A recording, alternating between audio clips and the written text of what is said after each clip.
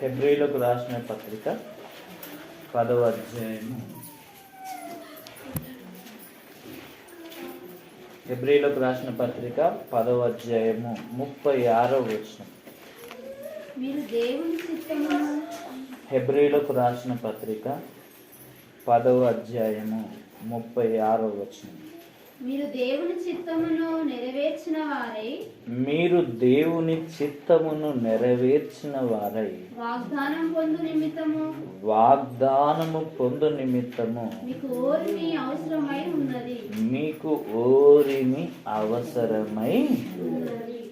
చాలండి.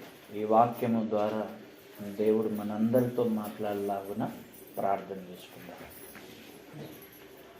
మహాపరిశుద్ధుడైన మా కన్న తండ్రి, యేసు క్రీస్తు వారి యొక్క పరిశుద్ధమైన నామములో మీ పాద సన్నిధిలోనికి వస్తుంటున్నాం. చదవబడిన వాక్యాన్ని మీ కృపలో జ్ఞాపకం చేసుకునండి.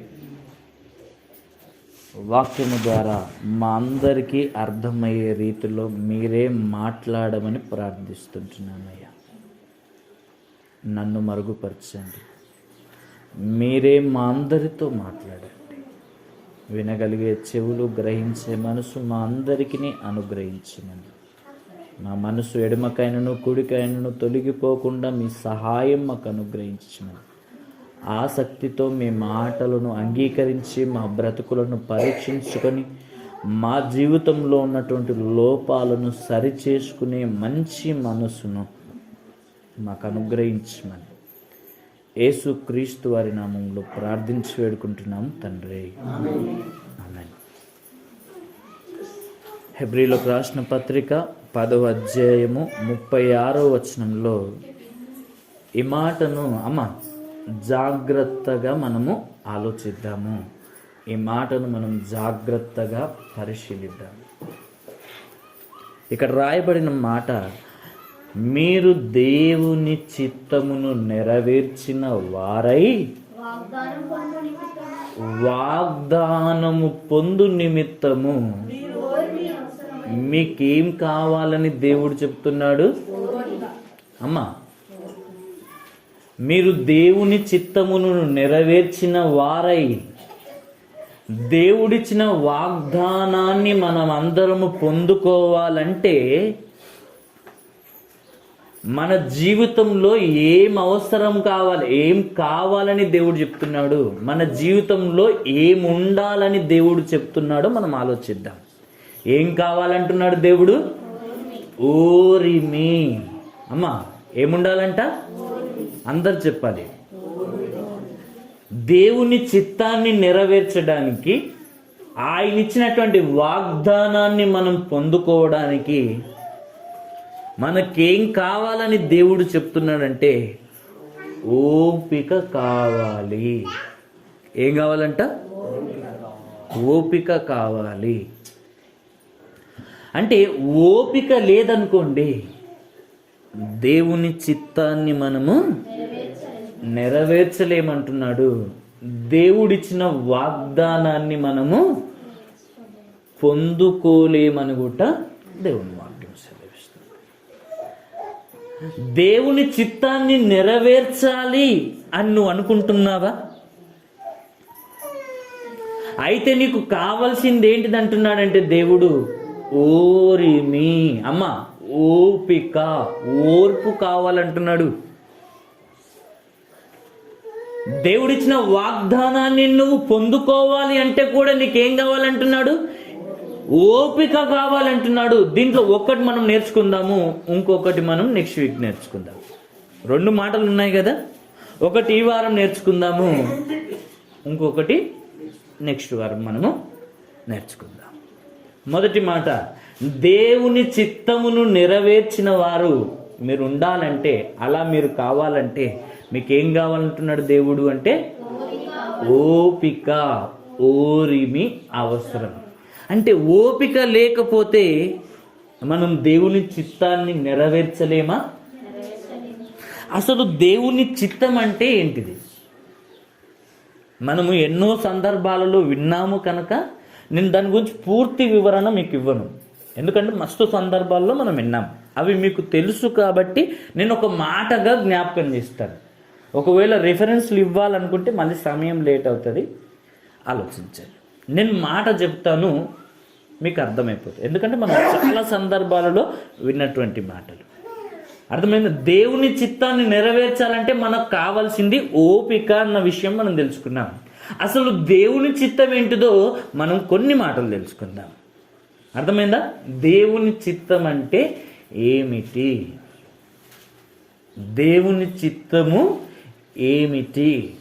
దేవుని వాక్యం సెలవిస్తుంది ఏంటిదంటే, ఏ ఒక్కరు కూడా నశించిపోవుట ఆయన చిత్తము కాదు.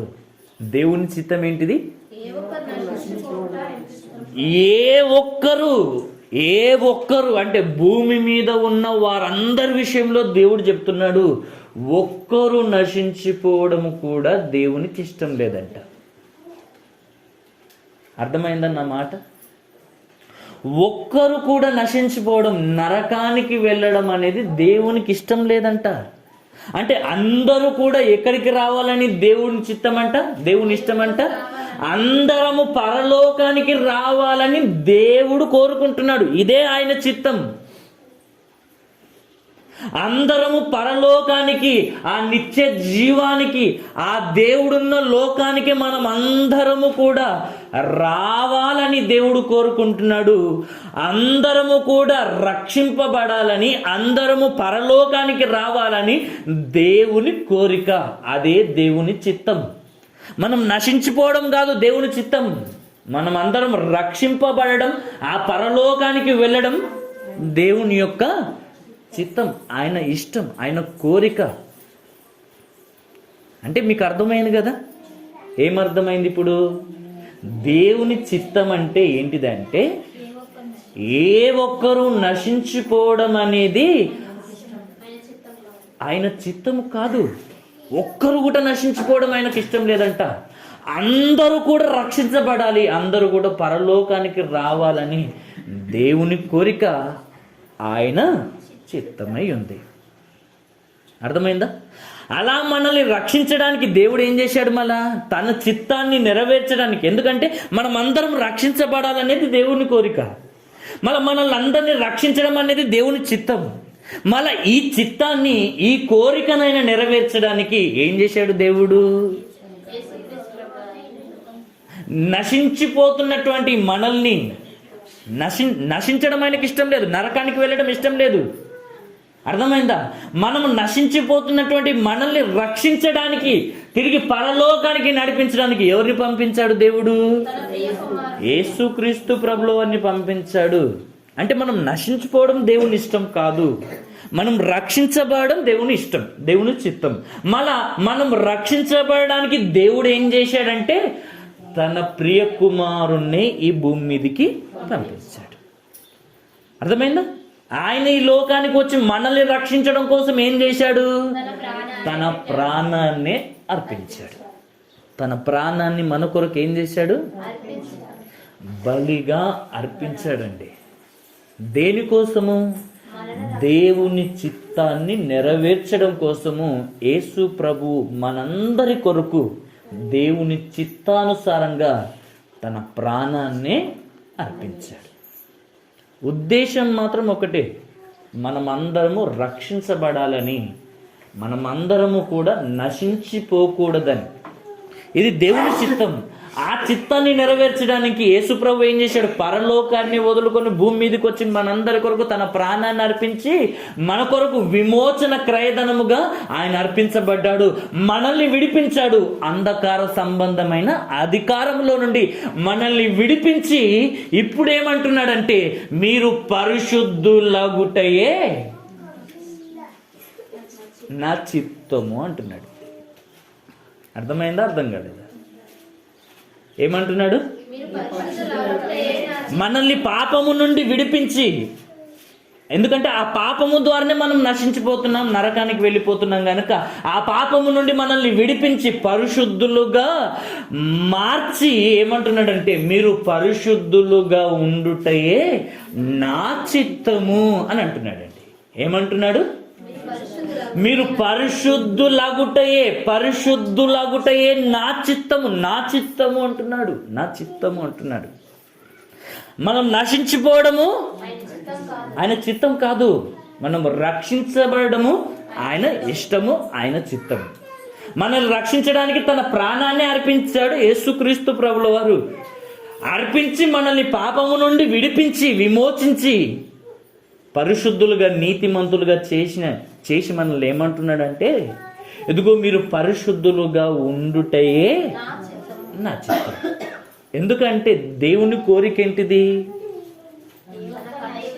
మనము ఒక దినాన ఈ లోకాన్ని విడిచిపెట్టి ప్రభువుతో కూడా పరలోకానికి ఎత్తబడిన తరువాత ఆయన ఎదుట మనం ఎలా ఉండాలని కోరుకున్నాడు?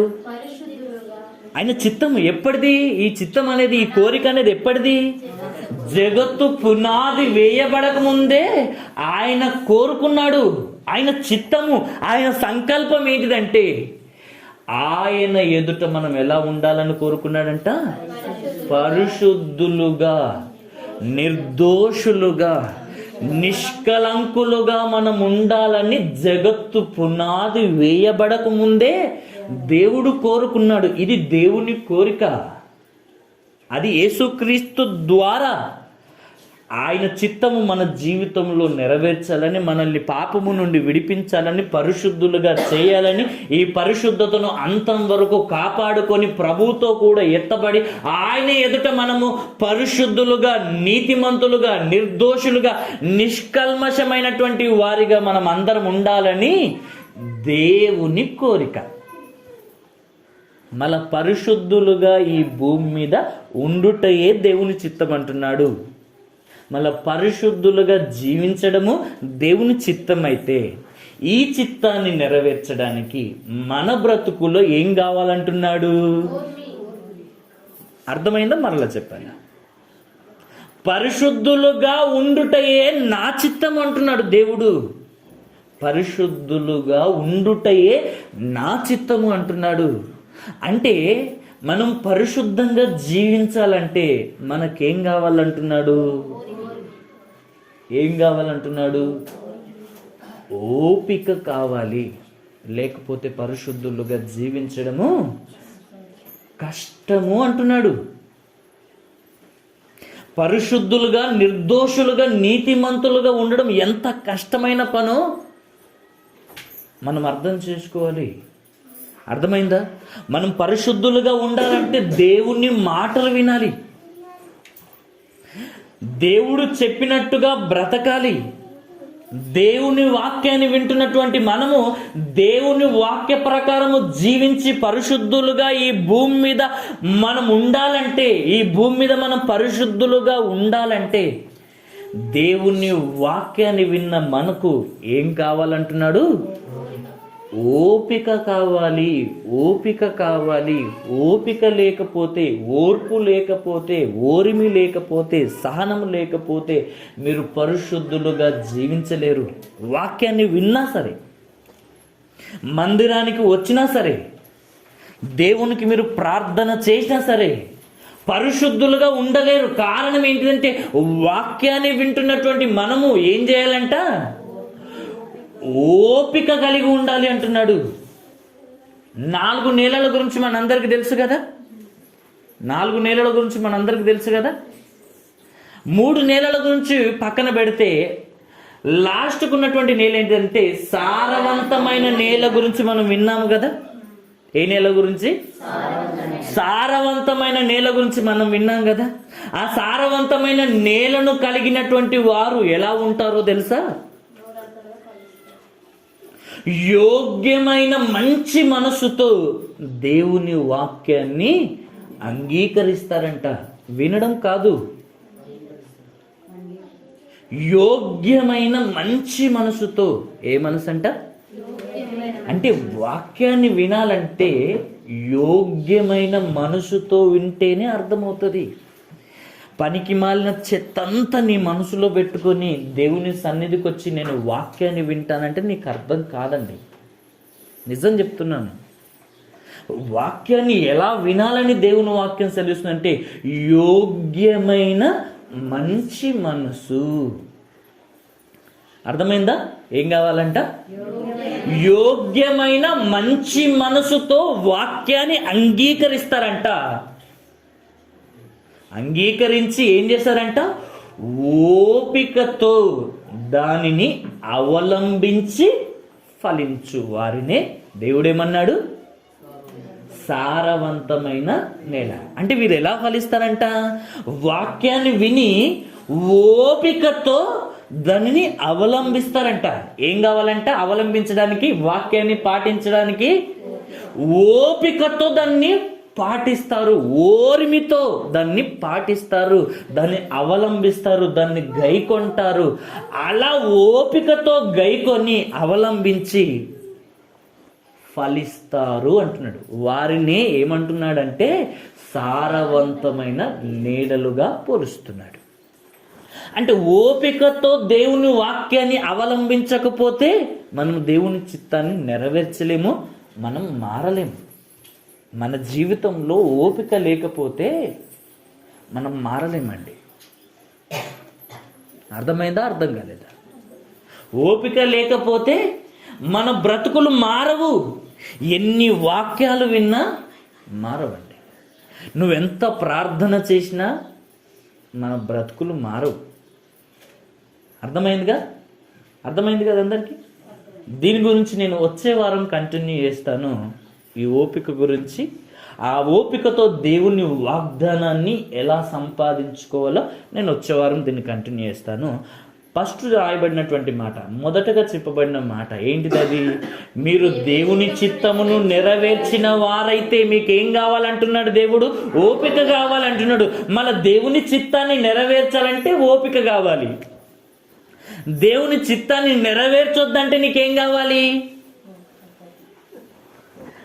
ఓపికకు ఆపోజిట్ ఏంటిది? కోపం.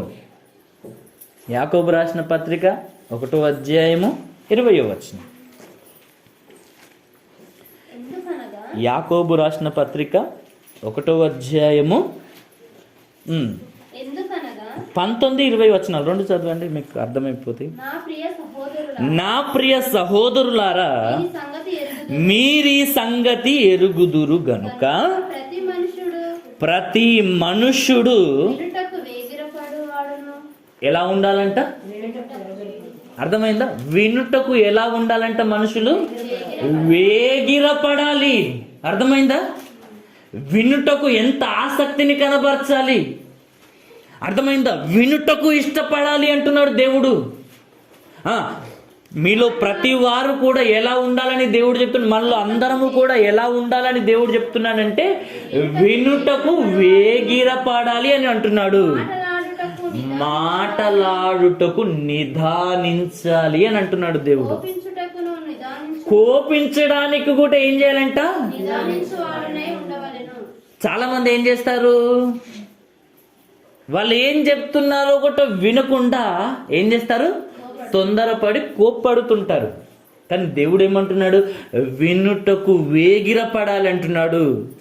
రెండోదిగా మాటలాడుటకు నిదానించాలి. కొందరు మాట్లాడుతుంటారు, వాగుతూనే ఉంటారండి. అలా ఉండొద్దు అంటున్నాడు దేవుడు. నువ్వు నోరు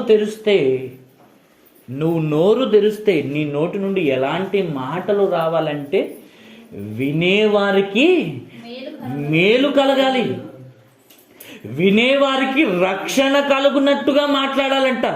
రక్షణార్థమైన మాటలే, మేలుకరమైనటువంటి మాటలే, అవసరమును బట్టి మాట్లాడాలి, క్షేమాభివృద్ధిని కలగజేసే మాటలనే మాట్లాడాలి. మన మాటలు కూడా ఉప్పు వేసినట్లు రుచికరంగా ఉండాలి. అంటే వాగుతూనే ఉండాలా? అవసరమును బట్టి మాట్లాడాలి. ఉప్పు కూరలో వేస్తూనే ఉన్నారనుకోండి, ఏమవుతుంది? అవునా కదా? కొంచెంమంది ఎక్కువ మాట్లాడుతున్నారంటే వాళ్ళని చూసి ఏమంటారు? ఈయన మస్తు ఓవర్గా మాట్లాడుతున్నారని మనమే అనుకుంటాం. అవునా కదా? ఈయన నోరు తెలిసిందంటే ఇక ఆపడిగా మాట్లాడుతూనే ఉంటాడని అన్న అంటే మనం ఏమంటాం? అలాంటి వారిని చూసి మనం ఏమనుకుంటాం? చాలా ఓవర్ యాక్షన్ చేస్తున్నాడు. ఓవర్ యాక్షన్ అంటాం కదా, చాలా ఓవర్ యాక్షన్ చేస్తున్నాడు అంటారు. అవునా కదా? ఎక్కువ మాట్లాడేవారు. మరీ తక్కువగా మాట్లాడి అసలు నోట్లు అసలు ఏమంటారు, ఆయన ఈ నోరు ఉందో లేదో అన్నట్టుకున్నారు అనుకోండి, ఏమంటారు అలాంటి వారిని? అవునా కదా? ఈయన నోట్లో నాలుగు ఉందో లేదో నల్లికుంటాడు, ఒక్క మాట కూడా మాట్లాడా అంటే మొత్తమే మాట్లాడకపోతే నింద పడుతుంది, ఎక్కువ మాట్లాడితే కూడా నింద పడుతుంది. ఎలా ఉండాలని దేవుడు చెప్తున్నాడు? నిదానించాలి, అవసరమైతేనే మాట్లాడాలి. అవును కదా? బైబిల్లో దేవుడు కూడా అన్నాడు, మౌనిని ఏమంటున్నాడు? మౌనముగా ఉండు వారిని దేవుడు ఏమంటున్నాడు? జ్ఞానవంతుడు అంటున్నారు. ఎందుకంటే మనుషుడు పలుకు ప్రతి వ్యర్థమైన మాటకు దేవునికి లెక్క చెప్పాలి కదా, చెప్పాలా వద్దా? ప్రతి మాటకు దేవుడు లెక్క అడుగుతాడు. మళ్ళీ అనవసరమైన మాటలు మనం నోటి నుండి మాట్లాడితే దేవుడు ఒప్పుకోడు కదా. అర్థమైందా? కాబట్టి నోరును ఎందుకు ఇచ్చాడు? దాని కొరకే వినియోగించాలి. యేసుక్రీస్తు ప్రభుల వారు కూడా ఆయన నోరు తెరిస్తే ఏం చేసేవాడు? వాక్యాన్ని చెప్పేవాడు. అర్థమైందమ్మా? మనం కూడా అలా ఉండాలి. అంటే నోరు తెరిస్తే దేవుని మాటలే మాట్లాడాలి, మంచి మాటలే మాట్లాడాలి. పనికి మాలిన మాటలు మన నోటికి రానివ్వకూడదు. అవసరాన్ని బట్టి క్షేమాభివృద్ధికరమైన మాటలు అన్నాడు, రక్షణార్థమైన మాటలు అన్నాడు, రుచికరమైనటువంటి మాటలు అన్నాడు, మేలుకరమైనటువంటి మాటలు మాట్లాడాలంటున్నాడు. దేవుని మాటలు మాట్లాడాలి, వ్యర్థమైన మాటలు మాట్లాడొద్దు అని ఏమంటున్నాడు? కిందికి వచ్చేసరికి కోపించుటకు నిదానించాలి అంటున్నాడు. అంటే ఆత్రపడొద్దా? కోపించడానికి ఏం కావద్దంట, ఏముండొద్దంట? ఆత్రపడొద్దు అంటున్నాడు.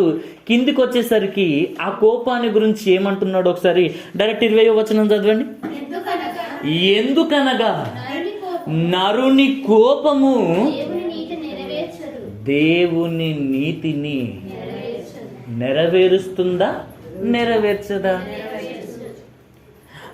నరునికి కోపం ఉంటే, మనుషులకు కోపం వస్తే ఆ కోపం ఏం చేస్తుందంట? దేవుని చిత్తాన్ని, దేవుని నీతిని నెరవేర్చదు. మనం ఏం తెలుసుకున్నాము? దేవుని చిత్తము నెరవేర్చాలంటే మనకేం కావాలి? ఓపిక. మళ్ళా ఆ దేవుని చిత్తాన్ని నెరవేర్చకుండా చేస్తుంది ఏంటిది? కోపం. అవునా కదా? మీకు అర్థమవుతుంది కదా నేను చెప్పిన మాట? దేవుని చిత్తాన్ని నెరవేర్చాలంటే మనకు కావాల్సింది ఓపిక, ఓరిమి అని తెలుసుకున్నాం. మళ్ళీ దేవుని చిత్తాన్ని నెరవేర్చకుండా చేసేది ఏంటిదని తెలుస్తుంది ఇక్కడ. కోపము దేవుని నీతిని, దేవుని చిత్తాన్ని, దేవుని కోరికను నెరవేర్చదు.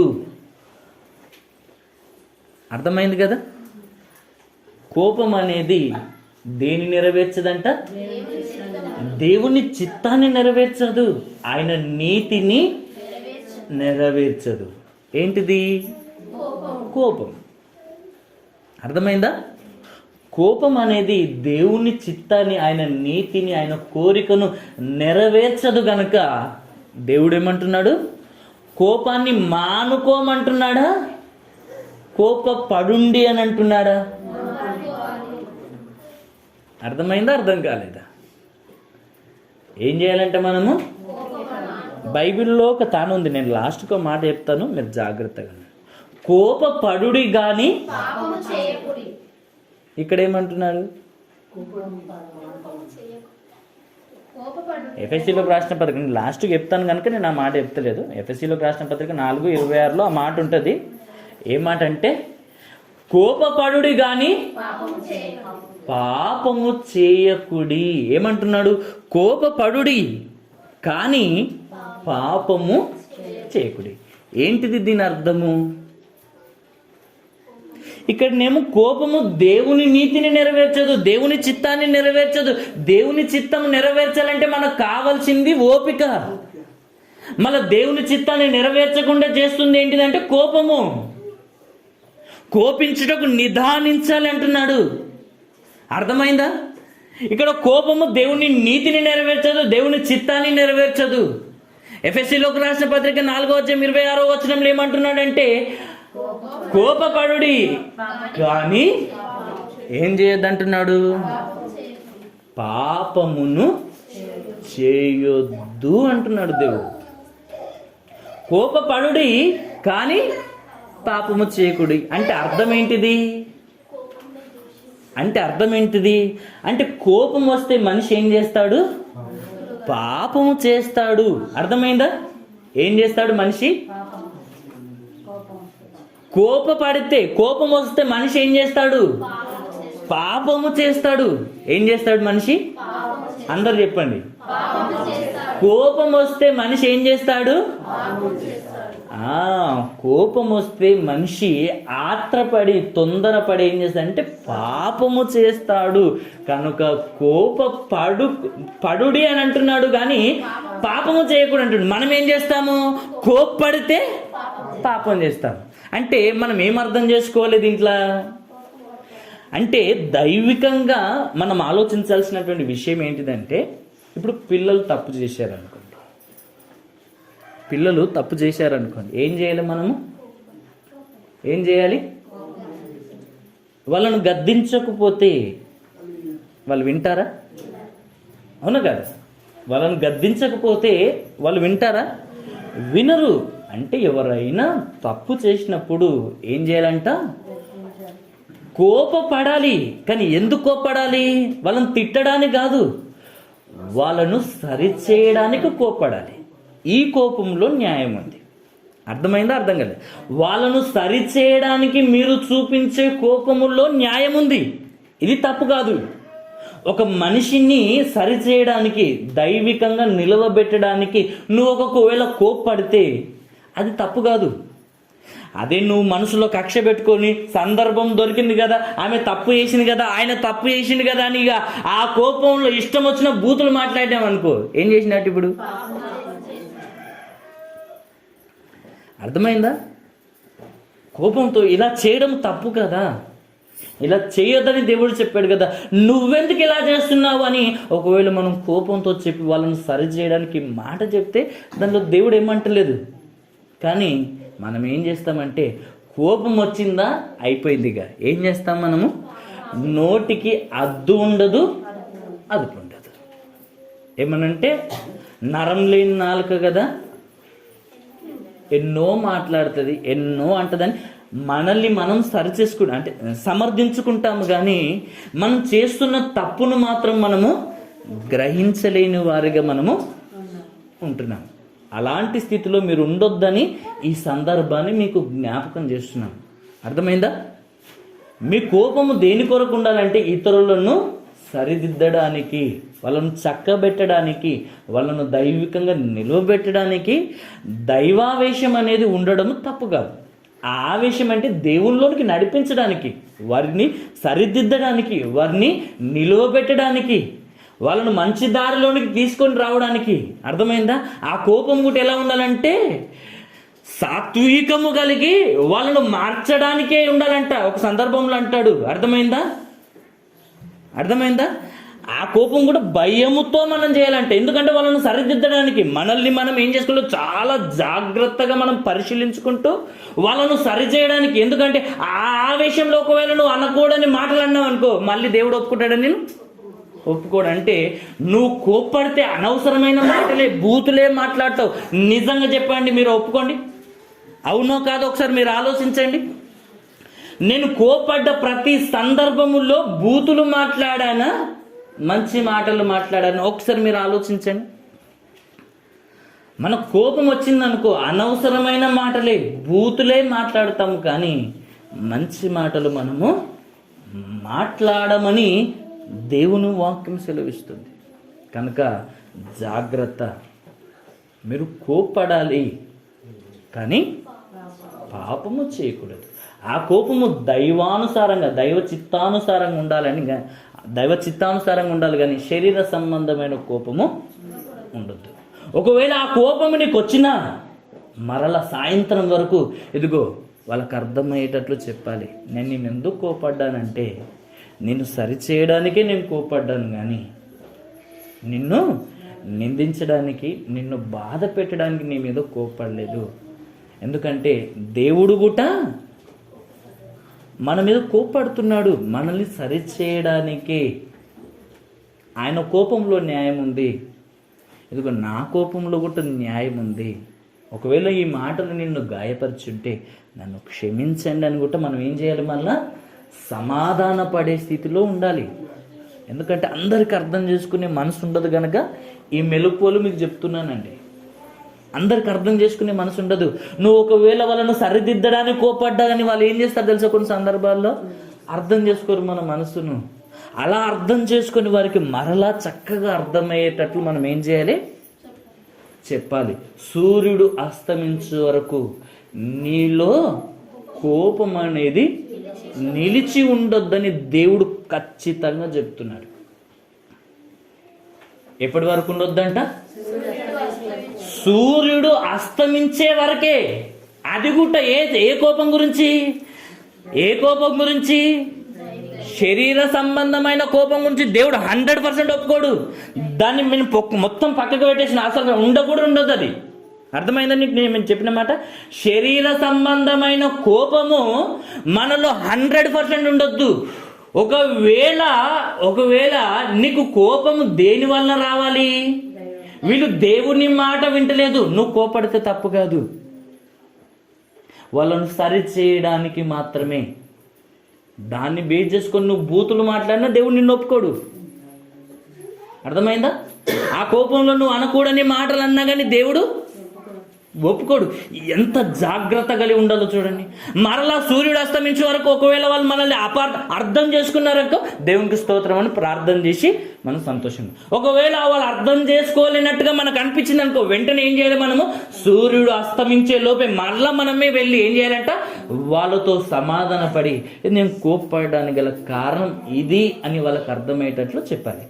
దేవుడు కూడా మన మీద కోప్పడుతున్నాడు. ఎందుకంటే మారకపోతే, ఆయన మాట వినకపోతే ఆయన కోపంలో న్యాయం ఉందా? న్యాయం ఉంది. మళ్ళీ మన కోపంలో కూడా న్యాయము కనబడాలంటే నిన్ను మార్చడానికే తప్ప నా జీవితంలో నీ మీద ఎలాంటి ద్వేషం లేదు, నిన్ను ప్రేమిస్తున్నాను గనుకని ఈ మాటలు చెప్తున్నానని ఈ ప్రేమతో ఈ మాటలు మనము ఇతరులకు చెప్పేవారిగా ఉండాలి. కానీ మనం ఎలా ఉంటామంటే విభిన్నంగా ఉంటాం. నేను ఒక మాట చెప్తున్నాను, కోపము లేని వారు ఇక్కడ ఎవరన్నా ఉన్నారా? ఇప్పుడు మన సందర్భంలోనికి వెళ్తున్నాము.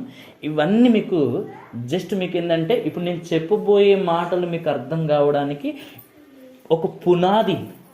ఇప్పుడు దీని మీద ఇప్పుడు మనము మన జీవితం ఎలా ఉందో మనం పరీక్షించుకుంటూ మనం దైవికంగా మన బ్రతుకులను సరి చేసుకుంటూ ఇప్పుడు దైవికంగా మన జీవితాన్ని కట్టుకున్నాం. ప్రతి మాటను బట్టి మనం ఏం చేయాలి? ఇప్పుడు మన బ్రతుకును పరీక్షించుకుందాము, పరిశీలించుకుందాము. ఆయనకు నచ్చనిది మన బ్రతుకులో ఏం కనబడ్డా ఇప్పటి నుండి మనం ఏం చేసుకుందాము? సరి చేసుకుంటూ ముందుకు సాగుదాం. ఓకేనా? ఇప్పుడు నేను అడుగుతున్నాను, కోపము లేని వారు ఎవరైనా ఉన్నారా? ఇక్కడ అర్థమైందా? అర్థం కలదా? ఇప్పుడు దైవ సంబంధమైన కోపం గురించి నేను చెప్పాను, అది కొద్దిసేపు పక్కన పెట్టండి. అర్థమైందా? కోపము దేవుని నీతిని నెరవేర్చదు అన్న ఆ మాట మీద మనం పరిశీలించుకుందాం. అర్థమైందా? కోపం ఏం చేయదు? దేవుని నీతిని, అర్థమవుతుందన్న? కోపము దేవుని నీతిని నెరవేర్చదు అని మనం ఇప్పుడు స్పష్టంగా విన్నాము. యాకోబు రాసిన పత్రిక 1వ అధ్యాయం 20వ వచనం ప్రకారం,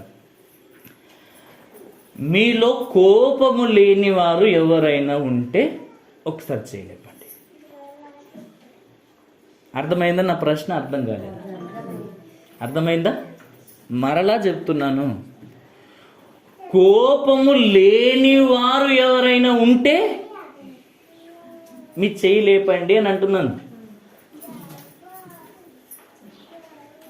అర్థమైందా? అర్థం కాలేదా? మీరు ఆలోచించండి. మరలా చెప్తున్నాను, అందరికీ కోపం అనేది ఉంది అని మనకు అర్థమైపోయింది.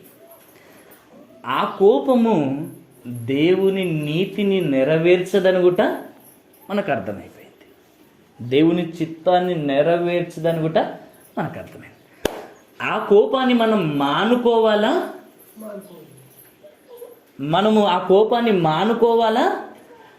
ఆ కోపాన్ని మన బ్రతుకులో ఉంచుకోవాలా? ఏం చేస్తే మంచిదంటారు చెప్పండి అమ్మా. ఏం చేస్తే మంచిదంట? మానుకోవడం మంచిదా, ఉంచుకోవడం మంచిదా? అర్థమైందా, అర్థం కాలేదా? మానుకోవడం మంచిదంటారా, ఉంచుకోవడం మంచిదంటారా? మనం ఏం చేస్తున్నామంటే ఎన్ని వాక్యాలు వింటున్నా ఇంతవరకు మన కోపాన్ని మానుకున్నామా?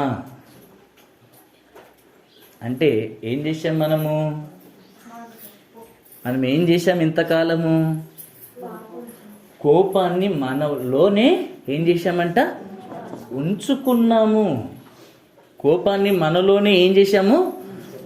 ఉంచుకున్నాము, మనలో దాచుకున్నాము అంటున్నాను. అర్థమైందా? మనలోనే ఉందంట కోపము. మానుకోకపోతే దేవుని చిత్తాన్ని నెరవేర్చలేము, పరిశుద్ధులుగా జీవించలేము, ఆ పరలోకానికి చేరలేము. అంటే ఈ కోపం అనేది ఏం చేస్తుంది? దేవుని చిత్తాన్ని నెరవేర్చకుండా, అర్థమైందా, పరలోకానికి వెళ్ళకుండా నిన్ను అడ్డుకుంటుంది. మరి నిన్ను పరలోకానికి వెళ్ళనీయకుండా అడ్డుకుంటున్నటువంటి ఈ కోపాన్ని నువ్వు ఎందుకు నీ జీవితంలో ఉంచుకోవాలి? అసలు కోపము ఎవరిలో ఉంటుంది? ఫస్ట్ ఇది మనం ఆలోచించుకోవాలి. కోపము ఎవరిలో ఉంటుంది? అది ఎక్కడ ఉంటుంది? అర్థమైందా? కోపము ఎవరిలో ఉంటుంది? అది ఎక్కడ ఉంటుంది? రెండు ప్రశ్నలు వేశాను. అర్థమైందా, అర్థం కాలేదా? కోపము ఎవరిలో ఉంటుంది, ఎక్కడ ఉంటుంది? ప్రసంగి గ్రంథం 7వ అధ్యాయము 9వ వచనం. ప్రసంగి గ్రంథము 7వ అధ్యాయము 9వ వచనం చదవండి. మనం రెండు ప్రశ్నలు వేసుకున్నాం. ఏంటిది? కోపము ఎవరిలో ఉంటుంది, ఎక్కడ ఉంటుంది? అర్థమైందా, అర్థం కాలేదు నా ప్రశ్న? ఎవరిలో ఉంటుంది, ఎక్కడ ఉంటుంది? అర్థమైందా? చదవండి. ప్రసంగి గ్రంథము 7వ అధ్యాయము 9వ వచనం. ఆత్రపడి కోపపడొద్దు అంటున్నాడు. అవునా కదా? అర్థమైందా, అర్థం కాలేదా? ఏమంటున్నాడు? ఆత్రపడి కోపపడొద్దు అంటే మనిషి ఎప్పుడు కోపడతాడు? ఆత్రపడితే కోపడతాడు. అర్థమైందా, అర్థం కాలేదా? ఆత్రపడితే, తొందరపడితే ఏం చేస్తాడు? కోపడతాడు. అంటే నువ్వు కోపడొద్దు అంటే ఫస్ట్ ఏం చేయొద్దు? ఆత్రపడొద్దు అని అర్థమైపోతుంది మనకు. అమ్మ, అర్థమవుతుందిగా నేను చెప్పిన మాట? నువ్వు కోపడొద్దు అని అంటే నువ్వేం చేయొద్దు? ఆతురత పడొద్దు. అర్థమైందా? తొందరపడొద్దు. అర్థమైందా? అంటే మనం తొందరపడకుండా ఎదుటివారు చెప్పే మాటను మనం జాగ్రత్తగా నిదానించి వింటే మనం కోపడం. అంటే కోప్పడానికి కారణం ఏంటిదో దేవుడు మొదట చెప్తున్నాడు. ఏమంటున్నాడు ఇక్కడ? ఆత్రపడుతున్నారు గనుకనే కోప్పడుతున్నారు. మీరు ఆత్రపడకండి, తొందరపడి కోప్పడకండి అని ఎవరిలో కోపం ఉంటుంది, ఎక్కడుంటుందో ఇప్పుడు ఆన్సర్ చెప్తున్నాడు. బుద్ధిహీనులలో ఉంటుందంట. కోపం ఎవరిలో ఉంటుందంట? బుద్ధిహీనుల అంతరింద్రియములలో కోపము సుఖ నివాసము చేస్తుందంట. అబ్బా, ఎంత చక్కటి మాట అండి. అర్థమైందా, అర్థం కాదు? ఆ కోపము దేవుని నీతిని, దేవుని చిత్తాన్ని నెరవేర్చకుండా చేస్తుంది, మనల్ని పరలోకం వెళ్లకుండా చేస్తుంది. ఆ కోపం అనేది మంచిది కాదు. ఆ కోపం అనేది మనలో ఉండొద్దు అని దేవుడు చెప్తున్నాడు. ఒకవేళ వాక్యాన్ని విని వారి విషయంలో నువ్వు కోప్పడితే, ఎందుకు కోప్పడాలో మనం ముందే తెలుసుకుందాము. ఒకవేళ వాళ్ళు మనల్ని అర్థం చేసుకోకపోతే మరలా మనమే వెళ్ళి వారి దగ్గర ఏం చేయాలి? సాత్వికమైన మంచి మనసుతో మనల్ని మనం తగ్గించుకొని, నేను కోప్పడడానికి కారణం ఇది, నిన్ను సరిచేయడానికి నేను కోప్పడ్డానని మనం ఏం చేయాలి? అక్కడ మనం ఏం చేయాలి? సమాధాన పడాలి. కోపం అనేది నిలిచి ఉండొద్దు కదా. ఎప్పటి వరకు? సూర్యుడు అస్తమించే వరకు. దేవుడు టైం ఇచ్చాడు. సూర్యుడు అస్తమించే లోపే. ఇది దైవికంగా, శరీర సంబంధంగా కూడా కాదు.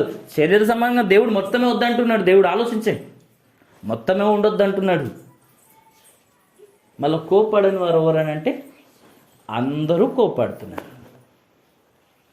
ఎందుకు కోపడుతున్నారంటే ఆతురపడుతున్నారని దేవుడు మొదటగా చెప్తున్నాడు. ఆతురపడుతున్నారు, తొందరపడుతున్నారు, వారిలో ఓపిక లేదు గనుకనే కోపడుతున్నారు అంటున్నాడు మొదటగా. మళ్ళీ ఈ కోపం ఎవరిలో నిలిచి ఉంటుంది ప్రభువా అంటే బుద్ధిహీనులలో ఉంటుందంట.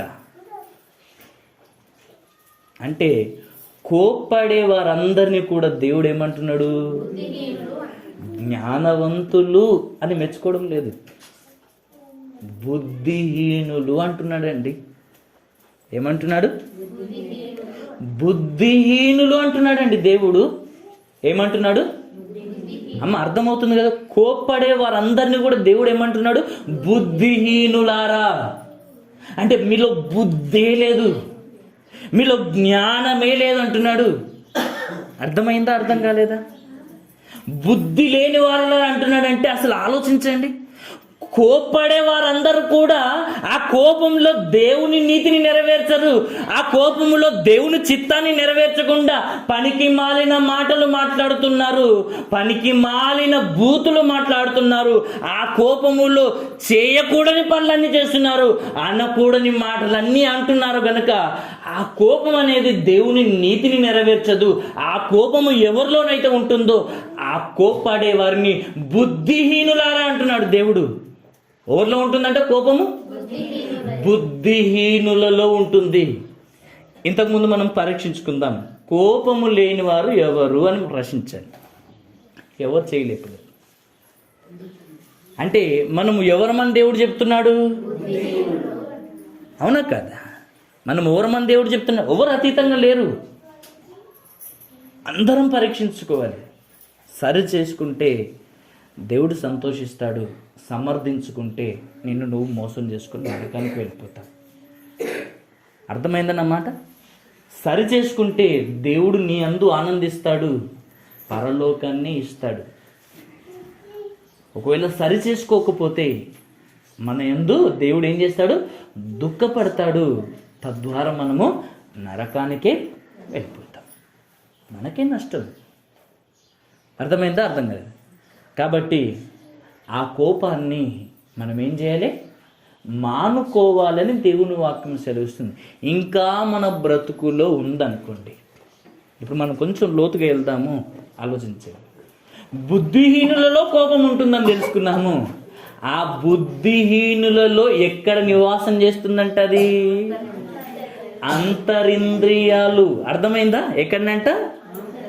బాహ్యేంద్రియాలు అంటే తెలుసు కదా, అంటే బయటికి కనబడే అవయవాలను బాహ్యేంద్రియాలు అంటారు. అంటే బయటకు కనిపించే ఇంద్రియాలు, అవయవాలు అంటారు. బాహ్యేంద్రియాలు అంటే కనిపించే అవయవాలు, బయటకు కనిపించే అవయవాలు. ఇప్పుడు చేతులు బయట కనబడుతున్నాయి కదా, కళ్ళు కనబడుతున్నాయి కదా, అవును కదా, చెవులు అవును కదా, నోరు, ఇవన్నీ ఏమంటారంటే బాహ్యేంద్రియాలు అంటారు. అర్థమైందా? శరీరము లోపల, చర్మము లోపల ఉన్నటువంటి మాంసమంతా, ఉన్నటువంటి అవయవాలంతా దేనికి సంబంధించినవి? అంతరింద్రియాలు అంటారు. అంటే కోపము బుద్ధిహీనుల్లో ఉంటది. ఆ బుద్ధిహీనుల్లో ఎక్కడ నివాసం చేస్తుందంట?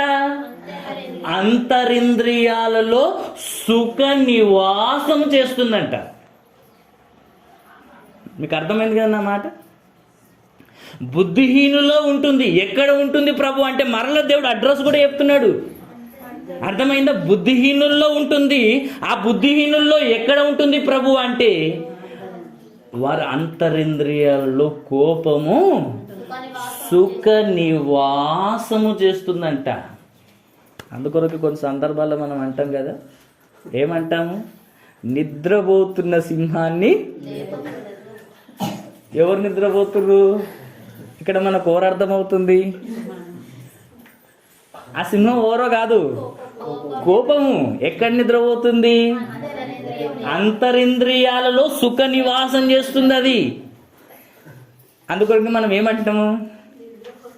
నిద్రపోతున్న సింహాన్ని లేపిర్రు అనుకో, నా ప్రతాపం ఏంటిదో అప్పుడు నువ్వు చూస్తావు. అంటే ఈయన ప్రతాపం ఏంటిదో తెలియాలంటే ఇప్పుడు ఏం చేయాలి? లేపితే ఈయన ప్రతాపం మొత్తము బయటపడుతుంది. లేపనంత వరకు అబ్బా ఈయన ఎంత మంచోడంటే, అవునా కదా? లేపనంత వరకే. అర్థమైందా? అర్థం కాలేదా? నిద్రపోతున్న సింహాన్ని ఏం చేస్తున్నాడంట? లేపకు అని అంటున్నాడంటే అర్థం ఏంటిది? వీళ్ళు ఏం పోతుంది? నిద్రపోతుంది. ఏం పోతుంది? కోపం అనేది వారి అంతరింద్రియాలలో సుఖ నివాసం చేస్తుంది. ఇప్పుడు మనం గెలికినాం అనుకో, లేదా ఏదైనా ఒక మాట అన్నాం అనుకో, ఇప్పుడు ఆవేశం అనేది లోపల నుండి తన్నుకుంటూ వస్తుందంటే ఏమున్నది వీళ్ళలో? ఆవేశం అనేది లోపల నుండి ఎందుకు వస్తుంది? అంటే లోపల ఆల్రెడీ నివాసం చేస్తుంది. అదని లేపితే ఏమవుతుంది? బయటకు తన్నుకుంటూ వస్తుంది. ఆ కోపంలో మనిషి చేసే పనులు ఎలా ఉంటాయో మనం అందరినీ అబ్జర్వ్ చేస్తే అర్థమైపోతుంది. అర్థమైంది కదా? అందరికి అర్థమవుతుంది కదా ఈ మాటలు? ఆలోచించండి. మనుషులు ఎలాంటి స్థితిలో ఉన్నారంటే పైకి నటిస్తారండి. నిజం చెప్తున్నాను, నటిస్తారండి. ఎంత నటిస్తారంటే చూడ్డానికి ఎంతో ఓపికన్నట్టుగా నటిస్తారు. కానీ నిజం చెప్తున్నాను, మీ ఓపికకు ఒకవేళ పరీక్ష పెడితే 0 మార్కులే వస్తాయండి. నిజమో కాదో ఆలోచిద్దాం. ఒకవేళ మీ ఓపిక గనక పరీక్ష పెడితే ఏమవుతుంది తెలుసా? 0 మార్కులే వస్తాయి. ఒక తాన అంటే కొంతమంది భక్తులు కూడా వాళ్ళ అనుభవంతో చెప్పారండి. ఏంటి తెలుసా? ముట్టనంత వరకు ప్రతి ఒక్కరు కూడా ఏంటంట? ముత్యాలే. అర్థమైందా? ఎవరంట? వీళ్ళని ముట్టనంత వరకు ముత్యాలే, ముడితే పాపం. ఇక అర్థమైంది కదా అన్నమాట? ముట్టనంత వరకు మాత్రమే వీళ్ళు ముత్యాలంట. ముడితే ఏమర్థమవుతుంది? దాని రంగు బయటపడి ఇది ముత్యమో కాదో అప్పుడు తెలిసిపోతుందంట.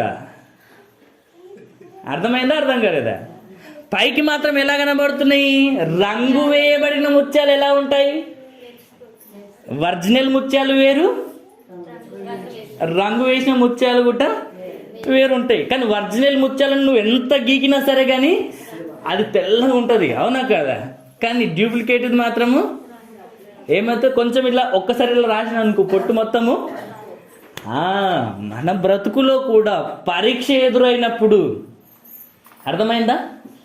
పరీక్ష ఎదురైనప్పుడు ఏమవుతుంది? మనం ముత్యాలమా నకిలీ ముత్యాలమా మూడితే అర్థమవుతుంది. ఇప్పుడు నేను చెప్తాను. మీ మీద పెండేసింది అనుకోండి కావాలని, అవునా కదా? ఏం వేసినా మీ మీద ఒక పెండ్ వేసాను అనుకోండి, మీరు ఏం చేస్తారు చెప్పండి? ఇంకా వేయండి అంటారా? ఇంకొంచెం వేయండి అంటారా అంటున్నా? ఏం చేస్తాం మనము? అవునా కదా? నా మీద ఎందుకు వేసినావు రా అని ఇక స్టార్ట్ చేస్తాము, అవునా కదా? ఈ గల్లలు పట్టుకుంటాము, ఆ కోపంలో ఇక ఏం చేస్తామో మనకు తెలిసిన విషయమే, అవునా కదా?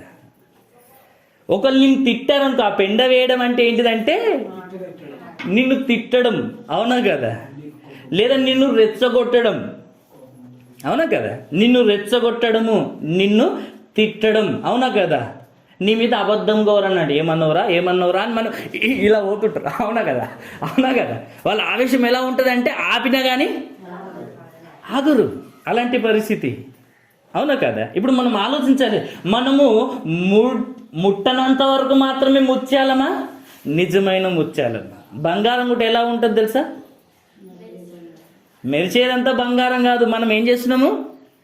ముత్యాల్లాగా బంగారంలాగా ఏం చేస్తున్నాం? మెరుస్తున్నాము. కానీ నిజమైన బంగారానివా, నకిలీ బంగారానివా, నిజమైన ముత్యానివా, నకిలీ ముత్యానివా తెలియాలంటే పరీక్ష ఎదురైనప్పుడే మీకు అర్థమవుతుంది. ఇప్పుడు మీకు ఇంకొక ఎగ్జాంపుల్ చెప్తాను. అగ్గిపెట్టెకు అగ్గిపుల్లకు ఒకసారి సంబంధం చూడండి. అర్థమైందా? అర్థం కాలేదా?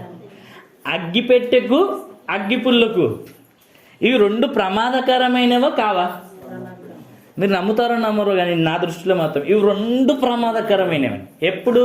కలవనంత వరకు ఇవి మంచివే. అర్థమైందా మాట? ఇవి రెండు కలవనంత వరకు చాలా మంచివే.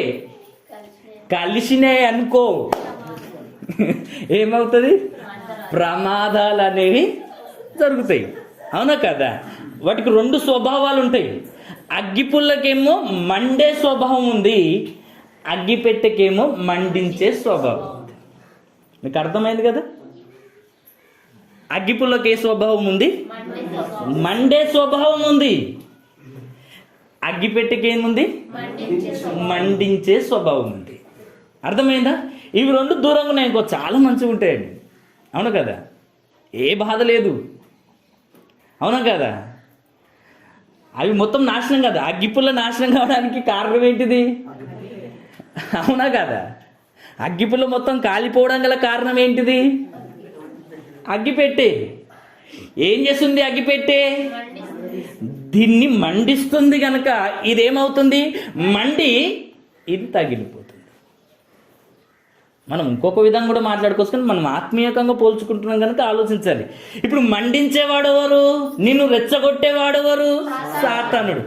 ఎవరి ద్వారానైనా వాడు నిన్ను రెచ్చగొట్టవచ్చు, ఎవరిలో ప్రవేశించైనా నిన్ను రెచ్చగొట్టవచ్చు. అది ఎవరైనా సరే, భార్యలోనైనా, పిల్లల్లోనైనా,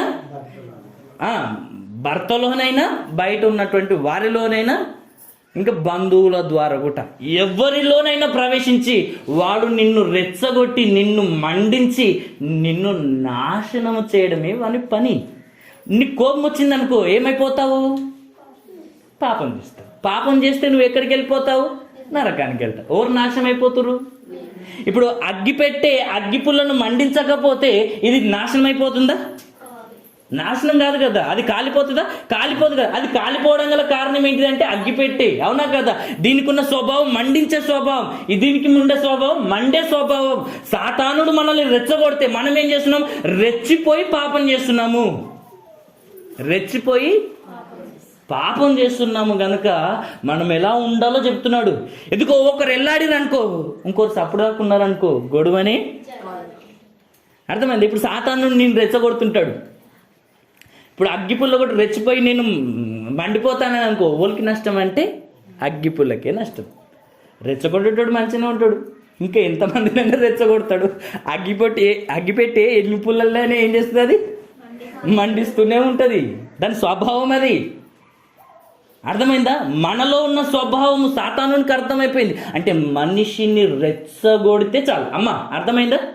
సాతానునికి ఒక విషయం అర్థమైంది, మనిషిని రెచ్చగొడితే చాలు విచక్షణ జ్ఞానము కోల్పోయి ఏం మాట్లాడుతున్నారో కూడా తెలియని స్థితిలో ఇష్టం వచ్చినట్టుగా మాట్లాడేవారుగా లోకంలో చాలా మంది ఉన్నారండి. మనం అలా ఉండొద్దు అని దేవుడి ఈ సంగతులను మనకు జ్ఞాపకం చేస్తున్నాం. మనం ఏ సందర్భంలో ఈ మాటలన్నీ గుర్తు చేసుకుంటున్నామంటే, బుద్ధిహీనుల హృదయములో, బుద్ధిహీనుల అంతరింద్రియాలలో ఏం చేస్తుందంటే కోపము సుఖ నివాసం చేసే సందర్భం వచ్చినప్పుడు బయటకు వస్తుంది. సందర్భం వస్తే బయటకు వస్తుంది. సందర్భం రాకపోతే, పరీక్ష లేకపోతే బయటకు రాదు. ఇప్పుడు నిన్ను రెచ్చగొడితే నువ్వు కోపడవా? 100%. ఇంకెందుకు చెప్పాలి మన బ్రతుకులు? నువ్వు దేవుని చిత్తాన్ని నెరవేర్చలేవు. అలా కోపం మనలో ఉండొద్దు అని దేవుడు చెప్తున్నాడు. బుద్ధిహీనుల అంతరింద్రియాలలో కోపము సుఖ నివాసం చేస్తుంది. ఇప్పుడు మనం ఆలోచిద్దాం ఇంకొక ఎగ్జాంపుల్ కూడా అర్థం కావడానికి చెప్తున్నాను. ఎందుకంటే ఎక్కువ రిఫరెన్స్లు ఇచ్చి మీకు అర్థం కాకుండా నేను ఎన్ని చెప్పినా కానీ వేస్ట్. అర్థమయ్యే మాటలను కొన్ని మాటలు మీకు ముందు ఉంచిన చాలన్నట్టుగా నేను ఆలోచిస్తున్నాను. ఇప్పుడు పాములు ఎక్కడ నివాసం చేస్తాయి? మీకు అర్థమైంది కదా. బుద్ధిహీనుల అంతరింద్రియాల్లో కోపము సుఖ నివాసం చేస్తాయి. పాములు కూడా సుఖంగా పడుకునేవి ఎక్కడ, ఉండేవి ఎక్కడ, నివసించేది ఎక్కడ?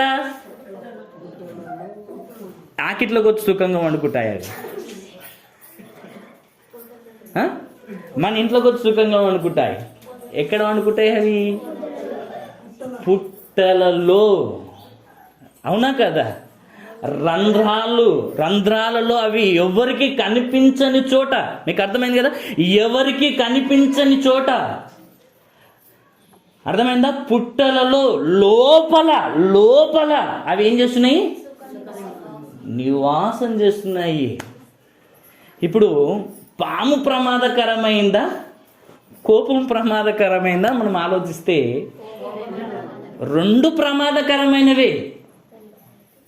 అవునా కదా. సర్పాలు భయంకరమైన విష సర్పాలు ఎక్కడ నివాసం చేస్తున్నాయి అంటే లోపలి భాగాలలో. అవునా కదా. ఎవరికి కనిపించని చోట నివాసం చేస్తుంది. పాపం కూడా ఎక్కడ నివాసం చేస్తుంది అంటే మనుషులలో ఎవరికి కనిపించని చోట లోపలి భాగంలో అంతరింద్రియాలలో నివాసం చేస్తుంది. సందర్భం వచ్చిన ప్రతిసారి అది బయటకు వస్తుంది, తన్నుకుంటూ లోపలికి వచ్చి బయటకు వస్తుంది. అప్పుడు మన ప్రతాపాలు చూస్తుంటే ఈయన విశ్వాస అర్థం కాదు, పిశాచ అర్థం కాదు. అవునా కదా. కోపం వచ్చినప్పుడు ఒక విశ్వాసలాగానే ఉంటాడా? కనుక దాన్ని మానుకోమని దేవుడు ఈ మాటలు మన ముందు చెప్తున్నాడు, మన ముందుంచుతున్నాడు. కనుక మానకపోతే నష్టపోయేదెవరు? రెచ్చిపోతే నష్టపోయేదెవరు? మనమే. సాతానుడు రెచ్చగొడతాడు, రెచ్చగొట్టేటోడు మంచిగానే ఉంటున్నాడు. కానీ రెచ్చిపోయిన మనమే ఏమవుతున్నాం? అగ్గిపుల్లలాగా కాలిపోయి మన జీవితాన్ని మనమే నాశనం చేసుకొని నిత్యాగ్నిగుండానికి వెళ్ళాల్సిన భయంకరమైన పరిస్థితి. కనుక కోపం ఉండాలంటున్నాడా, ఉండొద్దు అంటున్నాడా? ఉండొద్దు అంటున్నాడు. అది ఎవరిలో ఉంటుందంటే బుద్ధిహీనుల హృదయంలో, వారి అంతరింద్రియాలలో సుఖ నివాసం చేస్తుంది. సర్పాలు కూడా ఎక్కడ నివాసం చేస్తున్నాయి?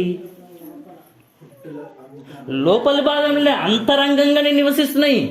అవునా కదా. అక్కడ పడుకుంటాయి అవి.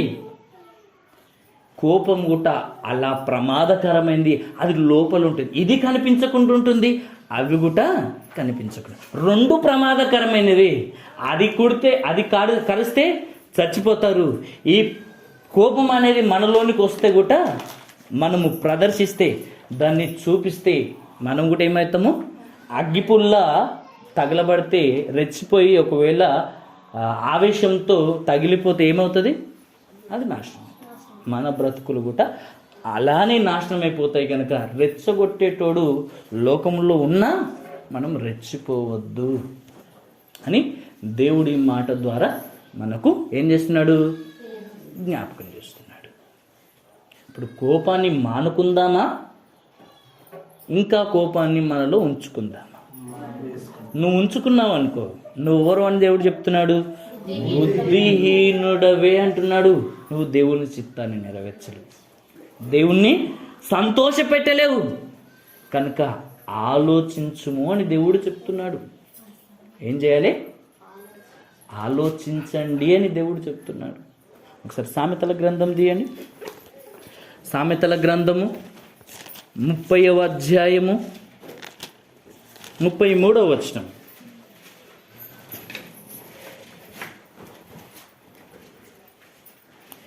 సామెతల గ్రంథము 30వ అధ్యాయం 33వ వచనం. త్వరగా. పాలు తరచగా వెన్న పుడుతుందంట, ముక్కు పిండగా రక్తము వచ్చునంటున్నాడు. కోపము రేపగా ఏం పుడుతుందంట? ఎంత చక్కగా దేవుడు చెప్తున్నాడు చూడండి. అవునా కదా. పాలను బాగా తరిస్తే ఏమొస్తుందంట? వెన్న వస్తుందండి. తెలుసు కదా, ఇది అందరికీ, మనందరికీ ఈ పద్ధతి తెలుసు కదా. పాలను బాగా మనం తరిచినప్పుడు ఏమొస్తుందంటే వెన్న దానిలో నుండి వస్తుంది. అవునా కదా. మనిషి ముక్కును గట్టిగా వింటారు అనుకోండి, ఏమొస్తుంది? రక్తం వస్తుంది అంటున్నాడు. మనిషికి కోపము రేపితే ఏమొస్తుంది అంటున్నాడు?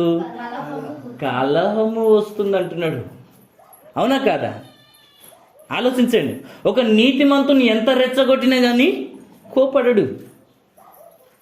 అర్థమైందా? కానీ బుద్ధిహీనుడు వానికి కోపం రేపినప్పుడు ఏం చేస్తాడంట? కలహాన్ని పుట్టిస్తాడంట, గొడవను సృష్టిస్తాడంట. అలాంటి వారిగా మనం ఉన్నామా? బుద్ధిహీనులుగా ఉన్నామనుకోండి, ఎవరు నిన్ను కోపానికి ప్రేరేపించినా నువ్వేం చేస్తావు? అప్పుడు ఏం చేస్తావు? వెంటనే కలహాన్ని పుట్టించేవాడిగా ఉంటావంట. ఎవరన్నా నిన్ను రెచ్చగొడితే, నీ కోపం రేపినప్పుడు నువ్వు గొడవను సృష్టించేవారిగా ఉంటామని దేవుడు చెప్తున్నాడు. అదే ప్రకారంగా ఈ 29వ అధ్యాయము 11వ వచనం చూడండి. 29వ అధ్యాయం సామెతల గ్రంథమే 29వ అధ్యాయం 11వ వచనం. బుద్ధిహీనుడు తన కోపమంతా కనపరుచును, జ్ఞానము గలవాడు కోపమును అణుచుకొని దానిని చూపకుండును. అర్థమైందా? అర్థం కాలేదా? కోపం ఎక్కడ నివసిస్తుంది? ఎవరిలో నివసిస్తుంది చెప్పండి? బుద్ధిహీనులలో నివసిస్తుంది. అర్థమైందా? అర్థం కాలేదా? బుద్ధిహీనులలో కోపం నివసిస్తుంది కనుక ఆ బుద్ధిహీనుని రెచ్చగొట్టినప్పుడు కలహాన్ని పుట్టిస్తాడంట. ఆ కలహములో వాడు ఏం చేస్తాడంటున్నాడు? ఆ గొడవలో వాడు ఏం చేస్తాడంట? ఇక్కడ రాయబడిన మాట 11వ వచనము. ఆ బుద్ధిహీనుల్లో కోపం ఉంటుంది కనుక ఆ కోపాన్ని రేపినప్పుడు వాడు కలహాన్ని సృష్టిస్తాడు గనక, గొడవను పుట్టిస్తాడు గనక, ఆ గొడవలో వాడు ఏం చేస్తాడంట? 11వ వచనంలో బుద్ధిహీనుడు తన కోపమంతా కనపరుస్తాడంట. అర్థమైందా? అర్థం కాలేదా? బుద్ధిహీనుడు ఏం చేస్తాడంటే తన కోపం అంతా కనపరుస్తాడంట, తన కోపాన్ని మొత్తము కనపరుస్తాడంట. కానీ జ్ఞానవంతుడు ఏం చేస్తాడంట? జ్ఞానం కలిగిన వాడు ఏం చేస్తాడంట? కోపాన్ని అణుచుకుంటాడంట. అంటే వీరికి కూడా కోపం వస్తుంది, కానీ జ్ఞానవంతుడు ఏం చేస్తాడంట? కోపాన్ని అణుచుకుంటాడు అని దేవుని వాక్యం సెలవిస్తుంది. ఇక దాన్ని చూపడంట. అర్థమైందా? కోపము అణుచుకొని ఆ కోపాన్ని చూపకుండా ఉంటాడంట. అంటే లోపల కోప్పాడు మన అర్థమైందా? కొంతమంది బయటకు తిట్టరు కానీ లోపల తిట్టుకుంటుంటారు. బయటకు కోప్పడరు, లోపల మాత్రం విపరీతం కోప్పడుతుంటారు. అవునా కదా? మనం అలా ఉండొద్దని కూడా దేవుడు చెప్తున్నాడు. ఇంతకుముందు మనం తెలుసుకున్నాం కదా. ఏం తెలుసుకున్నాము? పాములు ఎక్కడ నివాసం చేస్తాయి? బొరియలలో. అవునా కదా? పుట్టలలో, రంధ్రాలలో, ఎవరికి కనిపించని చోట నివాసం చేస్తుంది. ఈ కోపం అనేది కూడా బుద్ధిహీనుని అంతరంగములో, హృదయములో సుఖ నివాసం చేస్తుంది. ఇప్పుడు ఆ కోపం బయటికి రావాలంటే ఏం చేయాలి చెప్పాను. ఆ కోపము మొత్తం మనలో నుండి తీసివేసుకోవాలి. రెచ్చగొడితే బయటకు వచ్చేస్తుంది అది. కోపం మనలో నుండి తీసివేసుకోవాలంటే మనం ఏం చేయాలి? ఇప్పుడు ఆ సందర్భానికి చెప్తున్నాను, ఆలోచించండి. ఆ కోపము మనలో నుండి పూర్తిగా తీసేసుకోవాలంటే మనం ఏం చేయాలి? ఇప్పుడు పుట్టలు ఉన్నాయనుకో, రంధ్రాలు ఉన్నాయనుకోండి, బాగా వర్షాలు వచ్చి ఆ పుట్టలు మొత్తం నిండిపోయినాయి అనుకో. ఇప్పుడు ఆ పుట్టల్లో ఉన్నటువంటి పాములు పుట్టల్లోనే ఉంటాయా, బయటకు వచ్చేస్తాయా? అంటే లోపల ఉన్నటువంటి ఆ పాము బయటికి రావాలంటే పుట్ట మొత్తం దేంతో నిండుకోవాలి? నీళ్ళతో నిండుకుంటే ఆటోమేటిక్గా ఏమవుతుంది? అది బయటకు వచ్చేస్తుంది. అర్థమైంది కదా మీకు? అర్థమైందా? అర్థం కాలేదు? పుట్టలో ఉన్న పాము బయటికి రావాలంటే లోపలికి ఏం పంపించాలి? నీళ్ళను పంపించాలి. ఇప్పుడు మనలో ఉన్నటువంటి కోపాన్ని మొత్తం మానుకోమని నేను ఒక మాట చెప్తే మీరు మానుకుంటారా? అర్థమైందా? కోపాన్ని మనము మానుకోవాలంటే మానుకుంటామా? మానుకోలేము. కనుక నువ్వు ఆ కోపాన్ని మానుకోవాలంటే దేవుడు ఒక సొల్యూషన్ చెప్తున్నాడు, ఒక సలహా ఇస్తున్నాడు. పుట్టలోనికి నీళ్లు పంపిస్తే అది ఎలా బయటకు వస్తుందో దాంట్లో నివసించదు. ఇప్పుడు మన హృదయములోనికి, మన అంతరంగములోనికి కూడా ఏం వెళ్ళాలి? ఇప్పుడు వాక్యం అనే జీవజలాలు మన అంతరంగములోనికి, మన హృదయములోనికి పోవాలంట. అర్థమైందా? అర్థం కాలేదా? పుట్టలలో మంచి పండుకున్నటువంటి పాము ఒక్కసారిగా వర్షంతో నిండబడుతుంటే పండుకుంటుంది, అది ఉండజాలదు, అది వాళ్ళు ఆ పుట్టలో నివసించదు ఇక. అర్థమైందా? అర్థం కాలేదా? అదే ప్రకారంగా మన హృదయములో కూడా, బుద్ధిహీనుల హృదయంలోనే కోపం ఉంటుంది, జ్ఞానవంతుల హృదయంలో కోపం ఉండదు. మళ్ళా ఆ పామును బయటికి రప్పించాలంటే పద్ధతి ఇది. వర్షం ఫుల్ అయిపోతే ఆటోమేటిక్గా బయటకు వచ్చేస్తుంది, పుట్టలు నిండిపోతే ఆటోమేటిక్గా బయటకు వచ్చేస్తుంది. అవునా కదా? రెండోదిగా మనం దాని నుండి ఏం నేర్చుకుంటామంటే, మనం కోపాన్ని మొత్తం మానుకోవాలంటే మనం చేయాల్సిన పని ఏంటిది? వాక్యం అనే జీవజలాలు మన హృదయములోనికి పోతే, మన హృదయం అంతా వాక్యము చేత నింపబడితే ఆటోమేటిక్గా కోపాన్ని మనము మానేస్తాము, మనము దీర్ఘశాంతంతో ఉంటాం. ఈనాడు నువ్వు నేను దీర్ఘశాంతంతో ఉండకపోవడానికి గల కారణం ఏంటిదంటే, నీ హృదయములోనికి ఇంకా వాక్యం అనే జీవజలాలు వెళ్ళలేవు. వాక్యం ఎలాంటివో తెలుసా? అది రెండంచులు గల ఎటువంటి ఖడ్గమైనా దానితో సమానం కాదు అంటున్నాడు. అన్నిటికంటే అది ఎటువంటి ఖడ్గము కంటేను అది ఎంతదైనా సరే దానికంటే పదునైనది. ఇది ఎక్కడికి వెళ్తుందంట తెలుసా? హృదయములోకి. అర్థమైందా? ప్రాణాత్మ శరీరాలనే విభజిస్తుందంట. అది దేన్ని విభజిస్తుందంట? ప్రాణాత్మ శరీరములను విభజిస్తూ అంటే కీళ్ళలోనికి దూరుతూ మూలుగులోనికి దూరి, మూలుగు ఎక్కడ ఉంటుంది? లోపల, అంతరంగంగా, ఎముక లోపల. అర్థమైందా? అర్థం కాలేదా? అంటే ఎక్కడికి ప్రవేశిస్తుంది? ఈ వాక్యం అనే ఈ ఖడ్గము, వాక్యం అనే ఈ నీరు ఎక్కడి వరకు ప్రయాణం చేస్తుందంట? అర్థమైందా? అర్థం కాదు. లోపల, ఎముక లోపల దాగి ఉన్న మూలుగులోని కూడా ప్రవేశిస్తుందంట. వాక్యం అనే ఖడ్గం, వాక్యం అనే నీరు అక్కడి వరకు వెళ్తుంది. అర్థమైందా? కొన్ని సందర్భాల్లో మనం స్కానింగ్ తీసుకున్నప్పుడు లోపలున్న భాగాలు మొత్తం మనకు స్కానింగ్లో కనబడతాయి. ఇప్పుడు వాక్యాన్ని మనం లోపలికి పంపించామనుకో, మనలో ఉన్నటువంటి లోపాలన్నీ మనకు క్లియర్గా కనబడతాయి. అద్దం ముంగడికి పోతే నీ ముఖం మీద ఏమేమి ఉన్నాయో నీకు ఎట్లా స్పష్టంగా అర్థమవుతుందో, వాక్యం అనేది నీ హృదయంలోనికి వెళ్తే నీ జీవితం ఎలా ఉంటుందో నీకు అర్థమైపోతుంది. ఈనాడు మనల్ని మనం పరీక్షించుకోకపోవడానికి, మన బ్రతుకులు దేవుని ఎదుట ఎలా ఉన్నాయో మనము ఇంకా సరి చేసుకోకపోవడానికి గల కారణం ఏంటంటే, వాక్యము నీ హృదయము లోపలికి ఇంకా వెళ్ళలేదు. అందుకొరకే ఇంకా నువ్వు పాపాన్ని మానుకోలేని వారిగా, కోపాన్ని మానుకోలేని వారిగా, దేవుని చిత్తాన్ని నెరవేర్చని వారిగా మనం ఈనాడు ఉంటున్నామంటే కారణము నీ హృదయము లోపలికి, నీ అంతరంగములోనికి వాక్యము వెళ్ళలేదు. అర్థమైంది కదా? ఆలోచించండి. ఇక్కడ దేవుని వాక్యం అదే ఉంటుంది. బుద్ధిహీనుడైతే కోపాన్ని అంత కూడా చూపిస్తాడు, జ్ఞానవంతుడైతే ఏం చేస్తాడంట? కోపాన్ని అణుచుకుంటాడని దేవుని వాక్యం సెలవిస్తుంది. 8వ వచనం చదవండి. అక్కడిని, అపహాసకులు పట్టణము తల్లడింపజేయుదురు, తల్లడిల్ల చేయుదురు, జ్ఞానులు కోపము చల్లార్చుదురు. అర్థమైందా? అర్థం కాలేదా? జ్ఞానవంతుడు ఏం చేస్తాడు? కోపాన్ని అణుచుకుంటాడు, కోపాన్ని కనపరచడు. ఆ జ్ఞానవంతుడు ఏం చేస్తాడంటే ఇంకా ఎదుటి వారిలో ఉన్నటువంటి కోపాన్ని చల్లారుస్తాడంట. అర్థమైందా? అర్థం కాలేదా? వాక్యం అనేది నీ జీవితంలో ఉంటే నీవు కూడా ఎలా ఉంటావు? జ్ఞానవంతుడిగా ఉంటావు. పాపానికి, కోపానికి నీ జీవితంలో స్థానం ఉండదుగా.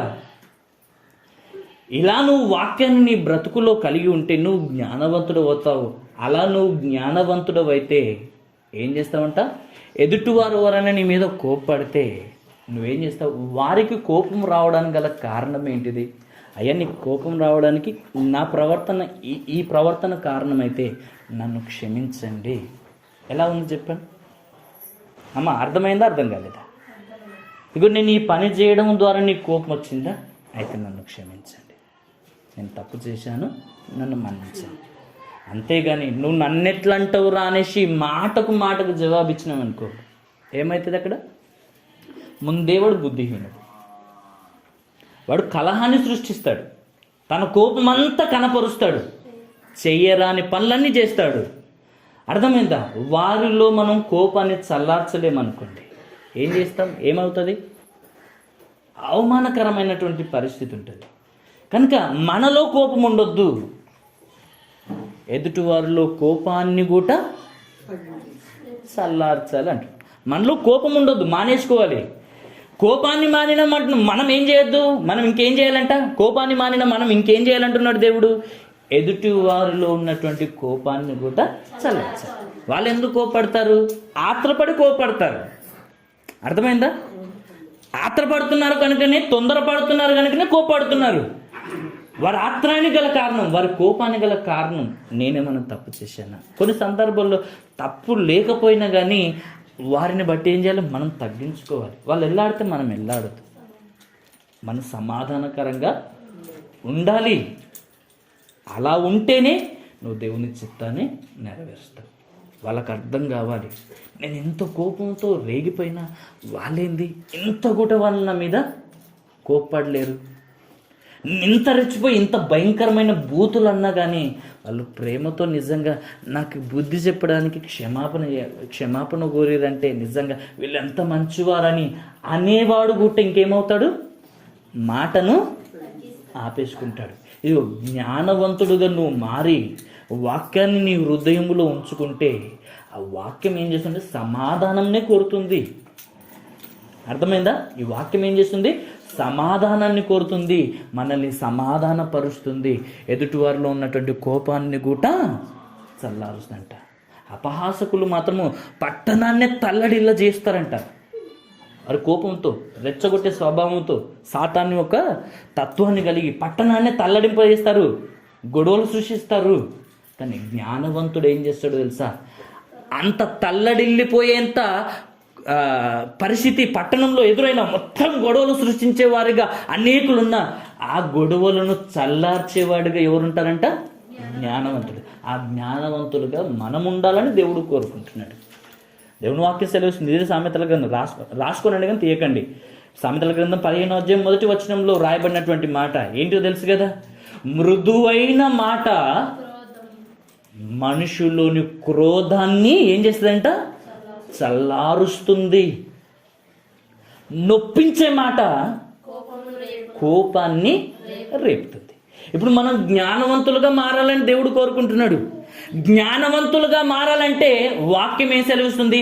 వాక్యం అనేది నీలో ఉండాలి, కోపం కాదు మనలో ఉండాల్సింది. వాక్యం అనేది మనలో ఉంటే పట్టణాన్ని తల్లడింపజేసేవారు లోకంలో ఎంతమంది ఉన్నా జ్ఞానవంతులమైన మనము ప్రభువును మన బ్రతుకులో కలిగి ఉండి వాక్యాన్ని మన బ్రతుకులో కలిగి ఉంటే ఏం చేస్తామంట? ఆ కోపాన్ని చల్లార్చే వారిగా మనం ఉంటామంట. ఇలా ఉండాలంటున్నాడు. ఎలా చల్లార్చాలంటే మృదువైన మాటలు. ఏంటంట? మృదువైన మాటలు క్రోధాన్నే చల్లారుస్తాయంట. దేన్ని చల్లారుస్తాయి? క్రోధాన్ని. అది ఎంత భయంకరమైందో ఇప్పుడు నేను సందర్భం చెప్పడానికి కూడా నాకు అవకాశం లేదు, ఎందుకంటే రిఫరెన్స్లు ఉన్నాయి, కానీ మీకు చెప్తున్నాను జనరల్గా. అర్థమైందా? ఆలోచించండి. కాబట్టి క్రోధాన్ని సైతము మృదువైన మాట చల్లారుస్తుంది. కోపంతో ఎంత రెచ్చిపోతున్నా మీరు తగ్గించుకొని వారితో ప్రేమతో మాట్లాడాలి. కొన్ని సందర్భాల్లో మూర్ఖులు విచక్షణ రహితంగా మాట్లాడినా మీరు బాధపడద్దు. ఒక మాట పడ్డా కానీ ఎందుకొరకంటే నువ్వు తప్పు చేసి కాదు కదా, అర్థమైంది. ఒకవేళ నేను అన్యాయంగా అంటే దేవుని వల్ల ప్రతిఫలం వస్తుంది. నువ్వు ఆవేశపడొద్దు. ఈ సందర్భంలో ఖచ్చితంగా ఈ మాటలు విన్న మనం మన బ్రతుకులో వీటిని పాటించాలని ఈ మాటలన్నీ చెప్తున్నాను. కానీ ఇప్పుడు విని తర్వాత విడిచిపెడితే అసలు మీరు పరలోకానికి వెళ్ళరు.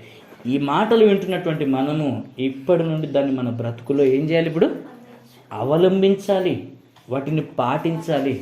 జ్ఞానవంతుడు కోపాన్ని చల్లారుస్తాడు. మృదువైన మాటలు కూడా ఏం చేస్తాయంట? మృదువైన మాట క్రోధమును చల్లారుస్తుంది. అదే వాళ్ళు కోపంతో ఏమని అంటారు, మరలా నువ్వు కూడా వాళ్ళని నొప్పించే మాటలు నువ్వు తిరిగి అన్నావు అనుకో, మరలా కోపం రేగి కలహం అనేది పుడుతుంది. దేవుని చిత్తానికి బదులుగా దేవుడు బాధపడే పని అక్కడ జరుగుతుంది. ఇక్కడి వరకు మనం ఆలోచిద్దాము. ఒక్క మాట, ఇంతవరకు మనము అనేక మందిని అనేక సార్లు కూడా రెచ్చగొట్టి గొడవలు సృష్టించడానికి కారణమయ్యామా కాలేమా? మన వల్ల ఏ గొడవ రాలేదంటే సంతోషమే. కానీ ఒక్కసారి ఆలోచించండి, నా వల్ల, నా ఆవేశం వల్ల నేను నొప్పించే మాటలు మాట్లాడడం ద్వారా గొడవలైనవి, అల్లరి జరిగింది, మనస్పర్ధలు జరిగింది. కొన్ని సందర్భాల్లో మాట్లాడుకోలేని పరిస్థితులు కూడా మన జీవితంలో ఎదురవుతాయి. అలాంటి స్థితిలో మీరు ఉండొద్దంటే దేవుడు చెప్తున్నాడు, ఇక నుండి మీరు ఎలా ఉండాలంటే ఒకరు మిమ్మల్ని రెచ్చగొట్టినా మీరు రెచ్చిపోవద్దు.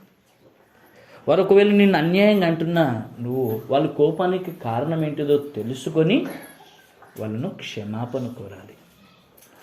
మేలు చేత కీడును జయించాలి. మళ్ళా జయించడం అనేది చిన్న విషయం కాదు. తప్పు లేనిది నేనెందుకు తగ్గించుకుంటాను మనం, ఈ గర్వం మాత్రం మనకు ఉండదు. అర్థమైందా? అర్థం కాలేదు, ముగించేస్తాను. ఒక్కసారి ఆలోచించండి. తప్పు లేనిది నేనెందుకు తగ్గించుకుంటా, ఇది చాలా తప్పు. ఈ మాట మనకు రావద్దు. అర్థమైందా? ఒక దినము నీ సత్ప్రవర్తనను చూసి నిన్ను అన్నవారు, నీ మీద నిందలు వేసిన వారు, నిన్ను తిట్టిన వారు, నిన్ను కోపడిన వారందరూ కూడా నీ సత్ప్రవర్తనను చూసి సిగ్గుపడే విధంగా నీ భక్తి, నీ క్రియలు, నీ విశ్వాసం ఉండాలి. అంతేగాని అబ్బా పరికి కంప, ఆ మాట మాత్రం మీరు తెచ్చుకోవద్దని ప్రేమతో ఈ మాటలు మీ ముందు పెడుతున్నానండి. ప్రేమతో ఈ మాటలు మీ ముందు పెడుతున్నాను. వల్ల సిద్ధపరచండి. ఆలోచించండి. ప్రేమతో ఈ మాటలు మీ ముందు పెడుతున్నాను. ఒక్కసారి ఆలోచించండి. దేవుని వాక్యం ఒక్కసారి ఒక 2-3 రిఫరెన్స్లు ఫాస్ట్గా చదివిపిస్తాను, ఎక్స్ప్లెయిన్ చేయండి. జస్ట్ 5 నిమిషాల్లో ముగించేసుకున్నాను. ఒకసారి మనము కొలస్సీలకు రాసిన పత్రిక 3వ అధ్యాయము, కొలస్సీలకు రాసినటువంటి పత్రిక 3వ అధ్యాయము 8వ వచనం తీయండి. కొలస్సీలకు రాసినటువంటి పత్రిక 3వ అధ్యాయము 8వ వచనం చదవండి. ఇప్పుడైతే మీరు కోపము, ఆగ్రహము, దుష్టత్వము, దూషణ, మీ నోట బూతులు అను వీటన్నిటినీ ఏం చేయమంటున్నాడు దేవుడు? ఇప్పుడు చూడండి, ఎన్ని మాటలు ఉన్నాయి ఇక్కడ. కోపం అంటున్నాడు, ఆగ్రహం అంటున్నాడు, దుష్టత్వం అంటున్నాడు, దూషణ అంటున్నాడు, మీ నోట బూతులు అను వీటన్నిటిని ఏం చేయాలంట? విసర్జించాలి అని అంటున్నాడు. అంటే ఇవి మన జీవితంలో ఉండొద్దా? అసలు వీటికి మన బ్రతుకులో చోటే ఉండొద్దు అంటున్నాడు. దేనికి చెప్పండి? దేనికి? కోపానికి మన జీవితంలో చోటు ఉండొద్దంట. ఆగ్రహానికి కూడా మన జీవితంలో చోటు ఉండొద్దు అంటున్నాడు. దుష్టత్వానికి కూడా మన బ్రతుకులో చోటు ఉండొద్దు అంటున్నాడు. దూషించే వారిగా మనం ఉండొద్దు అంటున్నాడు. బూతులు మాట్లాడే వారిగా కూడా మనం ఉండొద్దు. వీటన్నిటిని విసర్జించేయండి అంటున్నాడు. ఎఫెసీలోకి రాసిన పత్రికల్లోనైతే వాటి పేరైనను ఎత్తకూడదు అంటున్నాడు. అర్థమైందా? వీటి పేరైనా కూడా ఎత్తకూడదు అంటున్నాడంటే మనము ఎంత పరిశుద్ధులుగా ఉండాలని దేవుడు కోరుకుంటున్నాడు. మొట్టమొదటి మనం అదే తెలుసుకుంటున్నాం. పరిశుద్ధులుగా ఉండుటయే ఆయన చిత్తము. పరిశుద్ధులుగా ఉండుటయే ఆయన చిత్తం. ఆయన చిత్తం నెరవేర్చాలంటే వీటన్నిటిని విసర్జించాలి. వాటి పేరైనను ఎత్తకూడదు. ఎవరిలో ఉంటాయంటే బుద్ధిహీనుల్లో ఉంటాయి. వాని అంతరంగంలో ఉంటుంది. పాములు గుట్ట ఎక్కడ ఉంటాయని తెలుసుకున్నాము. అంతరంగంగా లోపల పుట్టలలో కనిపించకుండా ఉంటాయి. అవి బయటకు రావాలంటే నీళ్లను పంపించాలి. నీళ్లు వర్షం వచ్చి భయంకరమైన వర్షాలు వచ్చేసి అవి మొత్తం నిండిపోయినప్పుడు ఆటోమేటిక్గా అవే బయటకు వస్తాయి. వాక్యము నీలో కూడా నింపబడాలి. నీ హృదయం లోపలికి వెళ్ళాలి. అప్పుడు కోపము కానీ పాపము కానీ వీటన్నిటిని మనం ఏం చేస్తాము? విసర్జించేస్తాము. కోపము, ఆగ్రహము, దుష్టత్వము, దూషణ, మీ నోట బూతులు, ఇవేవి మన నోటి గుట్ట రానివద్దు. వీటిని విసర్జించాలి అంటున్నాడు. విడిచిపెట్టాలి అంటున్నాడు. విడిచిపెట్టకపోతే ప్రమాదం అండి. చచ్చిపోతాం, నరకానికి వెళ్ళిపోతాం, నాశనం అయిపోతాం. కనుక ఇవి మనల్ని నశింపచేసేవి కనుక ఇవి మన జీవితంలో వీటికి చోటు ఉండొద్దు అని దేవుడు చెప్తున్నప్పుడు మనం ఏం చేయాలి? దేవుడు మనం మంచి కోరి చెప్తున్నాడా? మనం నశించిపోవాలని చెప్తున్నాడా? ఏ ఒక్కరు నశించిపోదన్నదే దేవుని చిత్తం. మనం నశించిపోవాలని చెప్పట్లేదు కదా దేవుడు. మనం రక్షింపబడాలని, ఆ పరలోకానికి వెళ్ళాలని ఈ మాట చెప్తున్నాడు. కీర్తన గ్రంథం 37వ అధ్యాయము. కీర్తన గ్రంథము 37వ అధ్యాయము 8వ వచనం. కీర్తన గ్రంథం 37వ అధ్యాయం 8వ వచనం. కోపము మానుము, ఆగ్రహము విడిచిపెట్టుము, వ్యసన పడకుము, అవి కీడుకే కారణం. దానివల్ల మనకి ఏ ప్రయోజనం లేదంట. అమ్మా, ఏమైనా ప్రయోజనం ఉందంటున్నాడు దేవుడు?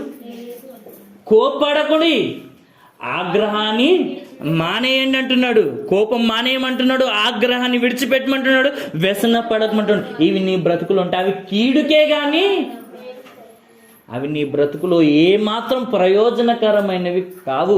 చివరికి నిన్ను నరకానికి నడిపించేవి అని అంటున్నాడు.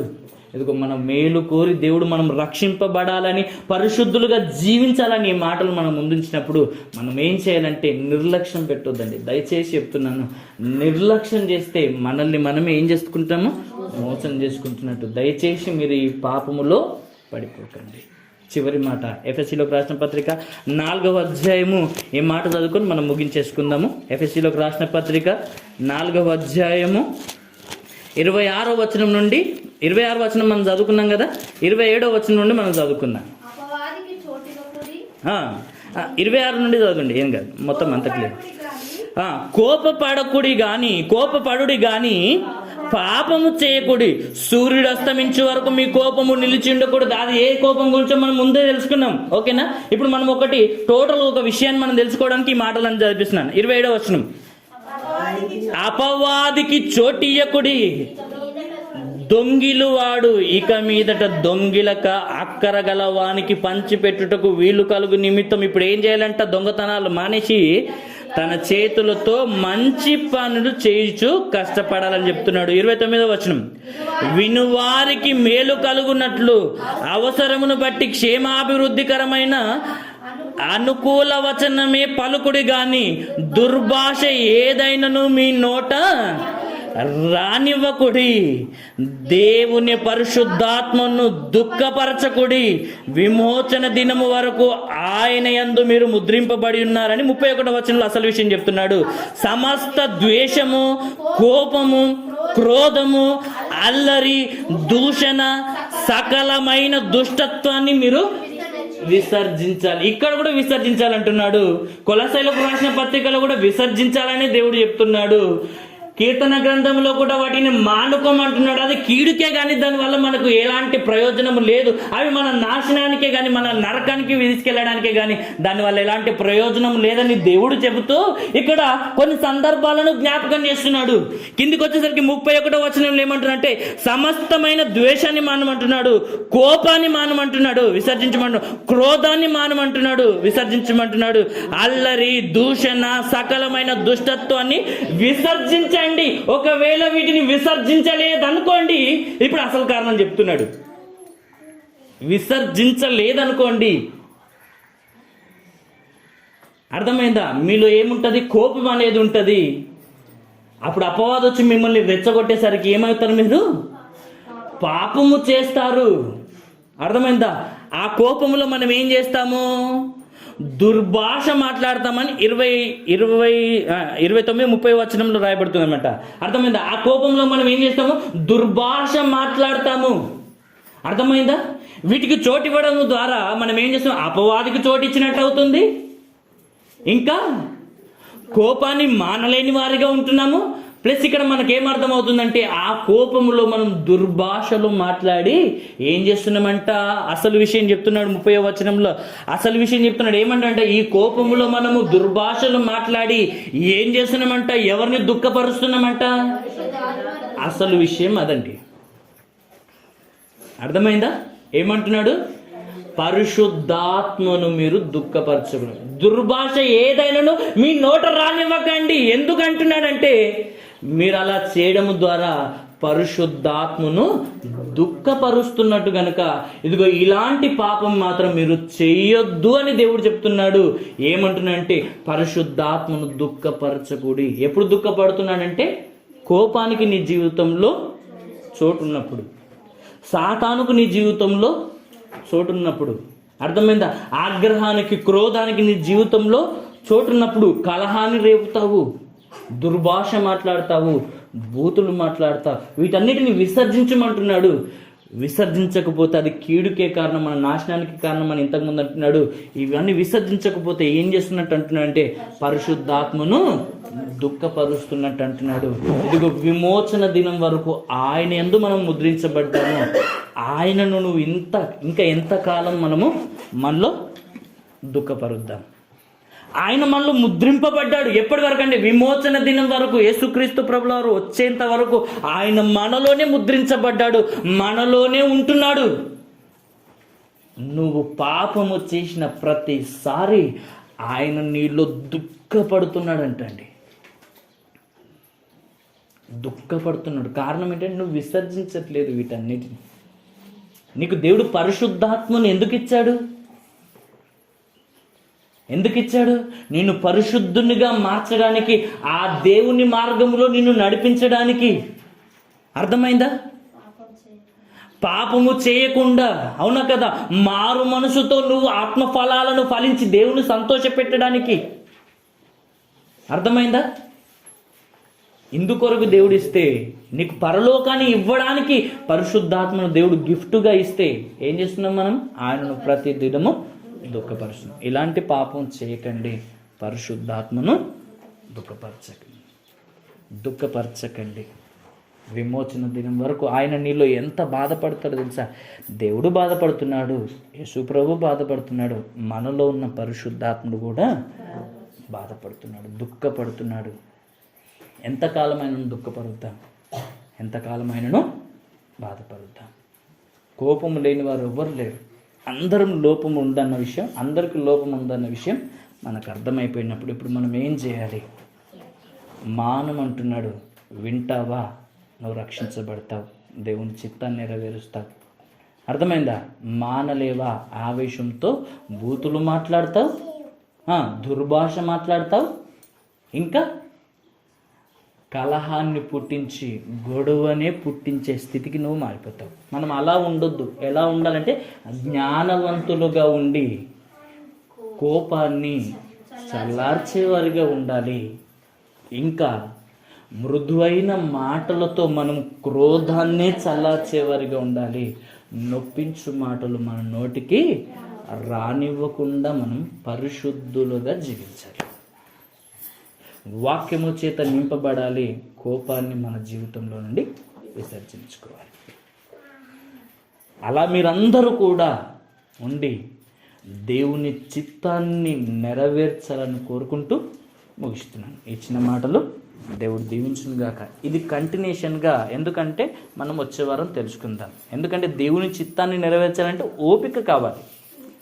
ఓపికకు ఆపోజిట్ ఏంటంటే దేవుని చిత్తాన్ని నెరవేర్చకుండా చేస్తుంది ఏంటంటే కోపం. కనుక ఆ కోపం మనం విడిచిపెడితే ఏమవుతాము?